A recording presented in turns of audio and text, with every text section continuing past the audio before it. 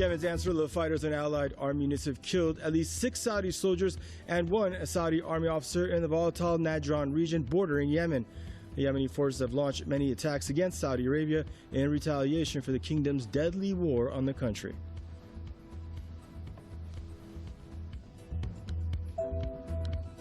The Kuwaiti Foreign Ministry says the UN brokered peace talks between Yemeni warring sides have been extended for another week. Talks collapsed on Saturday after the Saudi-backed delegation decided to withdraw from negotiations, citing a deal between the Ansarullah movement and a former Yemeni president, Ali Abdullah Saleh. Tunisian Prime Minister Habib Assid has overwhelmingly lost a confidence vote in parliament after just a year and a half in office. Assid's government's been under fire for failing to tackle the country's economic crisis, high unemployment, and a series of terrorist attacks. Turkey's armed forces undergo sweeping changes in the wake of the mid-July failed coup. President Recep Tayyip Erdogan says the army will report to the defense minister and military schools will be shut down.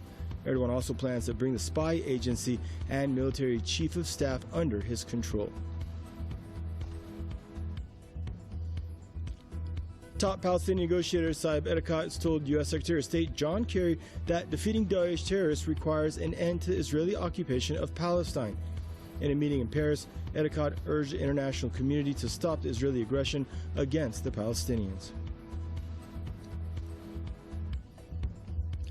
Thousands have staged a rally in Scotland in protest of Britain's vote to leave the EU.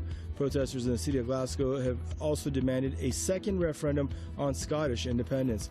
Opinion polls show a number of pro-independence Scots has increased since the Brexit on June 23rd.